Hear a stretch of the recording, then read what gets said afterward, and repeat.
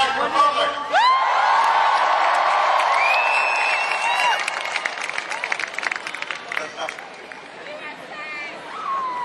Today, I'm proud to stand here with you in the middle of this great city, in the center of Europe.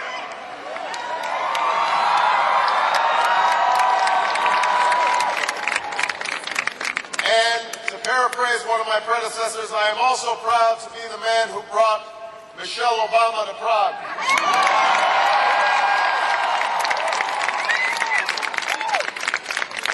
Mr. President, Mr. Prime Minister, to all the dignitaries who are here, thank you for your extraordinary hospitality, and to the people of the Czech Republic, thank you for your friendship to the United States.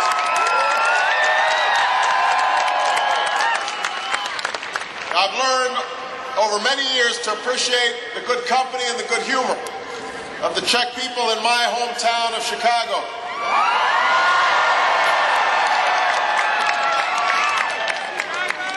Behind me is a statue of a hero of the Czech people, Tomáš Masaryk. In 1918, after America had pledged its support for Czech independence, Masaryk spoke to a crowd in Chicago that was estimated to be over 100,000. I don't think I can match his record, but I am honored to follow his footsteps from Chicago to Prague.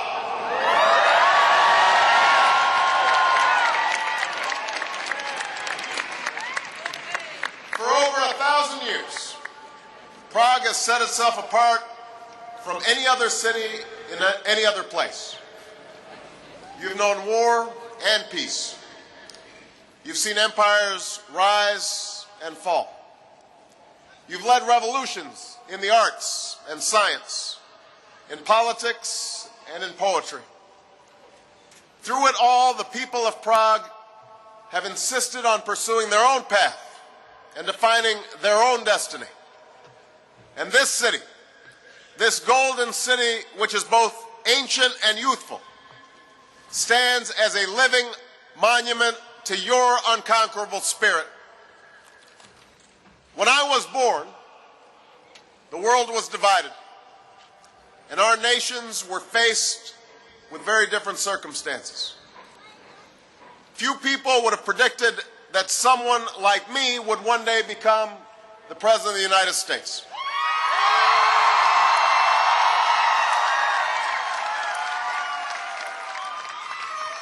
Few people would have predicted that an American president would one day be permitted to speak to an audience like this in Prague.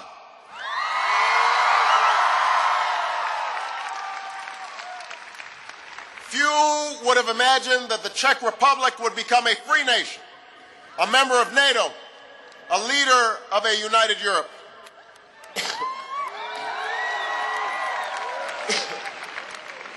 Those ideas would have been dismissed as dreams. We are here today because enough people ignored the voices who told them that the world could not change. We're here today because of the courage of those who stood up and took risks to say that freedom is a right for all people, no matter what side of a wall they live on, and no matter what they look like. We are here today because of the Prague Spring, because the simple and principled pursuit of liberty and opportunity shamed those who relied on the power of tanks and arms to put down the will of a people. We are here today because 20 years ago, the people of this city took to the streets to claim the promise of a new day and the fundamental human rights that had been denied them for far too long. Sametova Revoluce.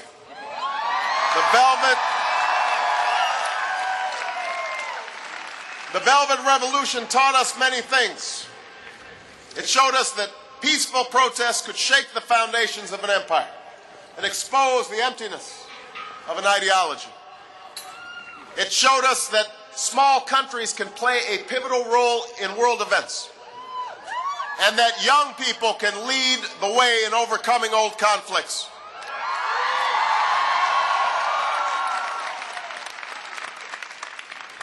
And it proved that moral leadership is more powerful than any weapon.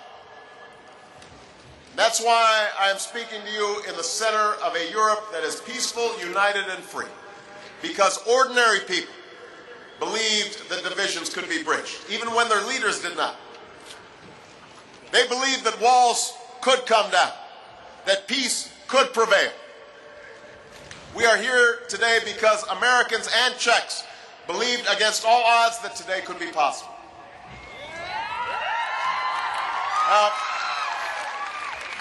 We share this common history, but now this generation, our generation, cannot stand still.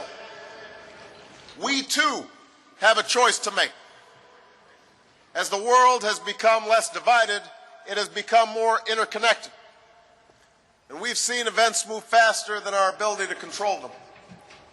A global economy in crisis, a changing climate, the persistent dangers of old conflicts, new threats, and the spread of catastrophic weapons.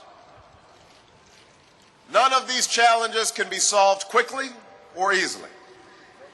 But all of them demand that we listen to one another and work together, that we focus on our common interests, not on occasional differences, and that we reaffirm our shared values, which are stronger than any force that could drive us apart. That is the work that we must carry on. That is the work that I've come to Europe to begin.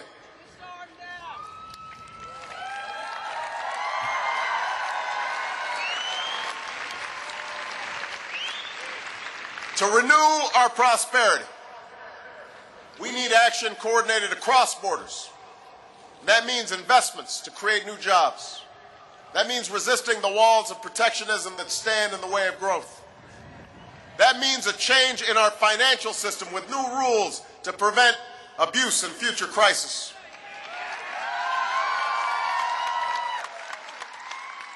And we have an obligation to our common prosperity and our common humanity to extend a hand to those emerging markets and impoverished people who are suffering the most, even though they may have had very little to do with financial crisis.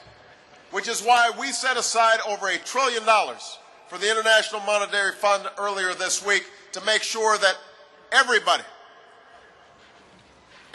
receives some assistance. To protect our planet, now is the time to change the way that we use energy.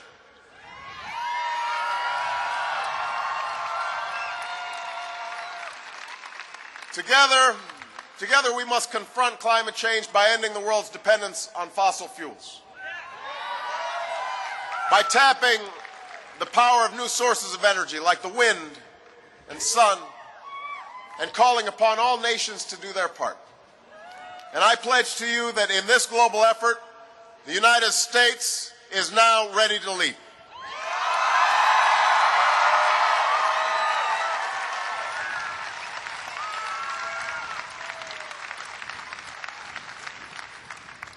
To provide for our common security, we must strengthen our alliance.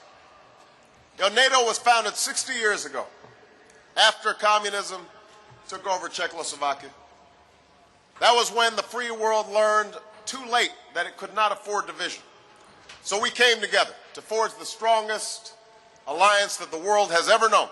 And we stood shoulder to shoulder, year after year, decade after decade, until an iron curtain was lifted and freedom spread like flowing water. This marks the 10th year of NATO membership for the Czech Republic. And I know that many times in the 20th century, decisions were made without you at the table. Great powers let you down or determined your destiny without your voice being heard. I'm here to say that the United States will never turn its back on the people of this nation. We are bound by shared values, shared history,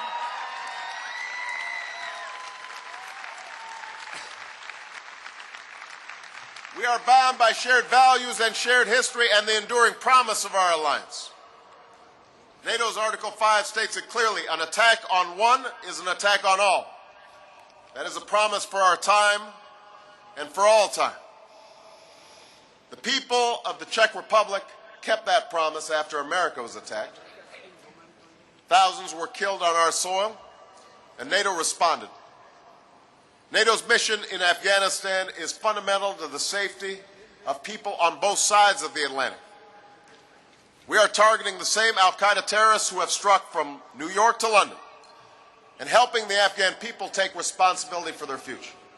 We are demonstrating that free nations can make common cause on behalf of our common security. And I want you to know that we honor the sacrifices of the Czech people in this endeavor, and more in the loss of those you've lost. But no alliance can afford to stand still. We must work together as NATO members so that we have contingency plans in place to deal with new threats, wherever they may come from. We must strengthen our cooperation with one another and with other nations and institutions around the world to confront dangers that recognize no borders. And we must pursue constructive relations with Russia on issues of common concern. Now, one of those issues that I'll focus on today is fundamental to the security of our nations and to the peace of the world. That's the future of nuclear weapons in the 21st century. The existence of thousands of nuclear weapons is the most dangerous legacy of the Cold War.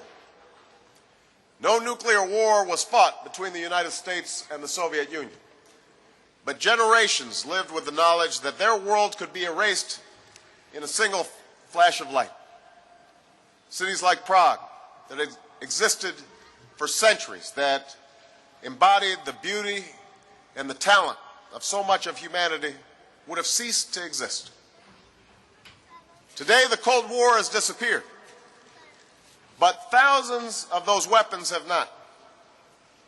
In a strange turn of history, the threat of global nuclear war has gone down, but the risk of a nuclear attack has gone up. More nations have acquired these weapons. Testing has continued. Black market trade in nuclear secrets and nuclear materials abound. The technology to build a bomb has spread. Terrorists are determined to buy, build, or steal one. Our efforts to contain these dangers are centered on a global non-proliferation regime, but as more people and nations break the rules, we could reach the point where the center cannot hold. Now, understand, this matters to people everywhere. One nuclear weapon exploded in one city, be it New York or Moscow, Islamabad or Mumbai, Tokyo or Tel Aviv, Paris or Prague, could kill hundreds of thousands of people. And no matter where it happens, there is no end to what the consequences might be for our global safety, our security, our society, our economy, to our ultimate survival. Some argue that the spread of these weapons cannot be stopped, cannot be checked, that we are destined to live in a world where more nations and more people possess the ultimate tools of destruction. Such fatalism is a deadly adversary.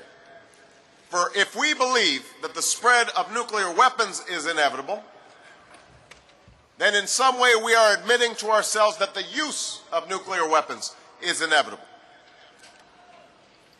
Now, just as we stood for freedom in the 20th century, we must stand together for the right of people everywhere to live free from fear in the 21st century.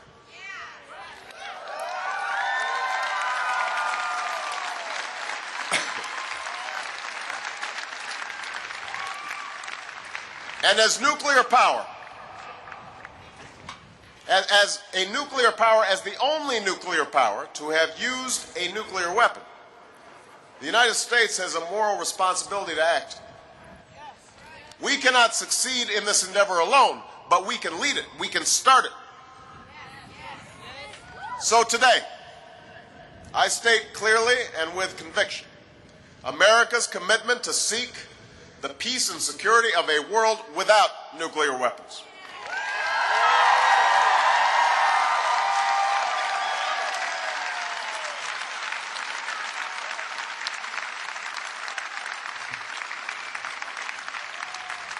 I'm not naive. This goal will not be reached quickly, perhaps not in my lifetime. It will take patience and persistence.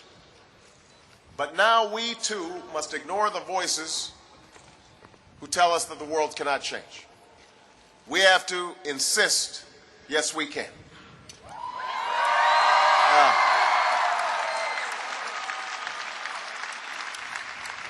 Now let me describe to you the trajectory we need to be on.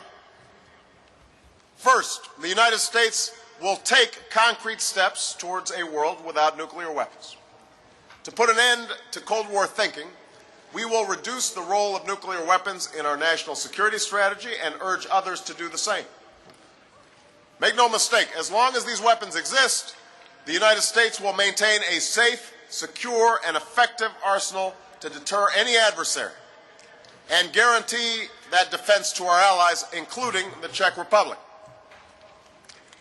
But we will begin the work of reducing our arsenal. To reduce our warheads and stockpiles, we will negotiate a new strategic arms reduction treaty with the Russians this year.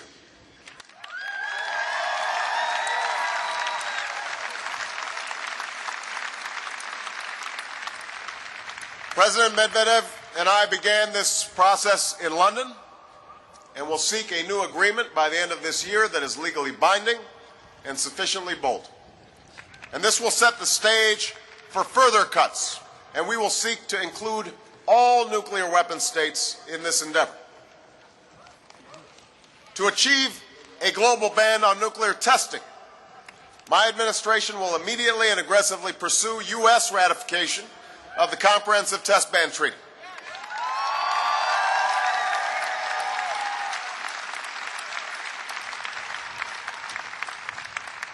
After more than 5 decades of talks, it is time for the testing of nuclear weapons to finally be banned. And to cut off the building blocks needed for a bomb, the United States will seek a new treaty that verifiably ends the production of fissile materials intended for use in state nuclear weapons. If we are serious about stopping the spread of these weapons, then we should put an end to the dedicated production of weapons-grade materials that create them. That's the first step. Second, together we will strengthen the Nuclear Non-Proliferation Treaty as a basis for cooperation. The basic bargain is sound. Countries with nuclear weapons will move towards disarmament. Countries without nuclear weapons will not acquire them, and all countries can access peaceful nuclear energy. To strengthen the treaty, we should embrace several principles. We need more resources and authority to strengthen international inspections. We need real and immediate consequences for countries caught breaking the rules or trying to leave the treaty without cause. And we should build a new framework for civil nuclear cooperation, including an international fuel bank, so that countries can access peaceful power without increasing the risk of proliferation. That must be the right of every nation that renounces nuclear weapons, especially developing countries embarking on peaceful programs. Now, no approach will succeed if it's based on the denial of rights to nations that play by the rules.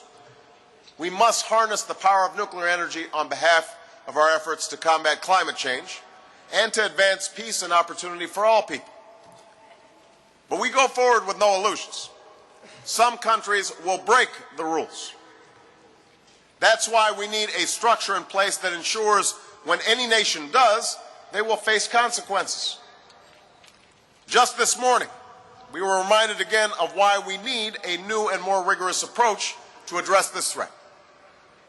North Korea broke the rules, once again, by testing a rocket that could be used for long-range missiles. This provocation underscores the need for action, not just this afternoon at the UN Security Council, but in our determination to prevent the spread of these weapons. Rules must be binding. Violations must be punished. Words must mean something.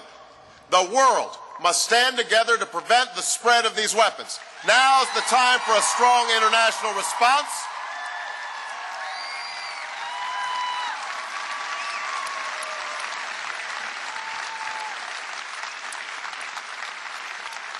Now is the time for a strong international response, and North Korea must know that the path to security and respect will never come through threats and illegal weapons. All nations must come together to build a stronger global regime. And that's why we must stand shoulder to shoulder to pressure the North Koreans to change course.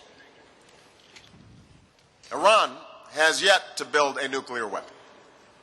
My administration will seek engagement with Iran based on mutual interests and mutual respect.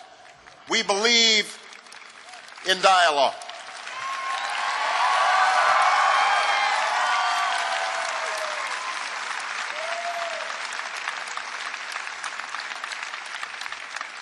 But in that dialogue, we will present a clear choice. We want Iran to take its rightful place in the community of nations, politically and economically. We will support Iran's right to peaceful nuclear energy with rigorous inspections. That's a path that the Islamic Republic can take. Or the government can choose increased isolation, international pressure, and a potential nuclear arms race in the region that will increase insecurity for all.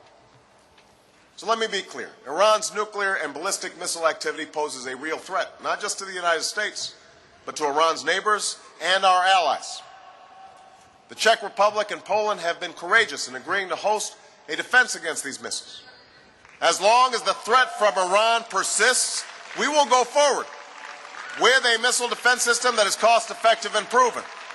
If the Iranian threat is eliminated, we will have a stronger basis for security, and the driving force for missile defense construction in Europe will be removed. So, finally, we must ensure that terrorists never acquire a nuclear weapon.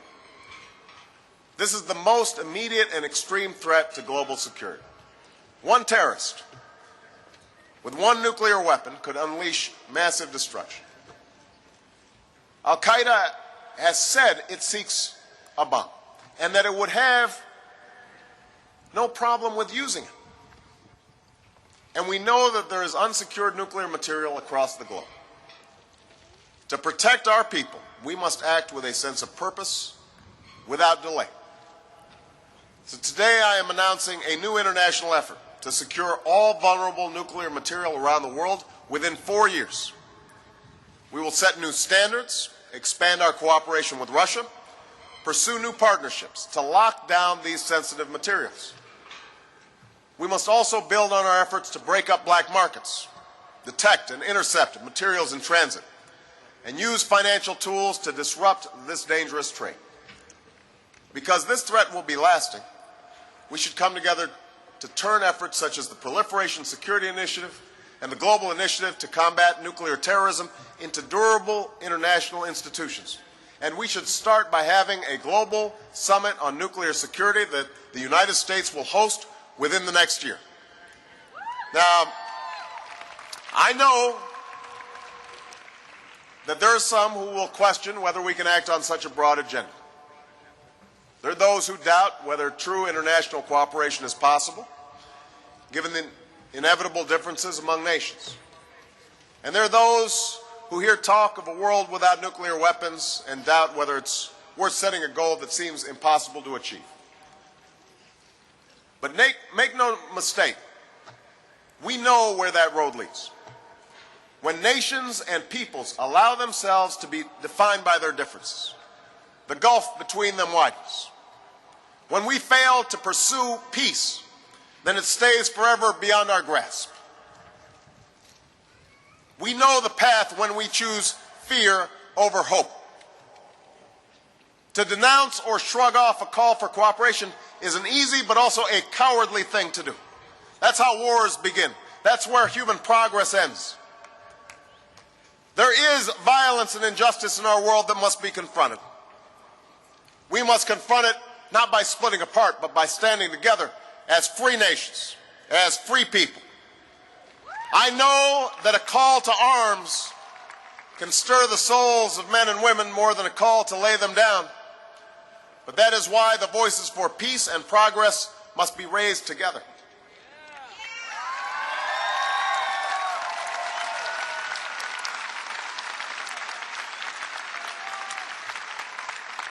Those are the voices that still echo through the streets of Prague.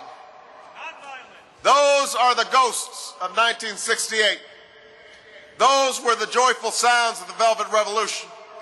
Those were the Czechs who helped bring down a nuclear-armed empire without firing a shot. Human destiny will be what we make of it. And here in Prague, let us honor our past by reaching for a better future. Let us bridge our divisions, build upon our hopes, accept our responsibility to leave this world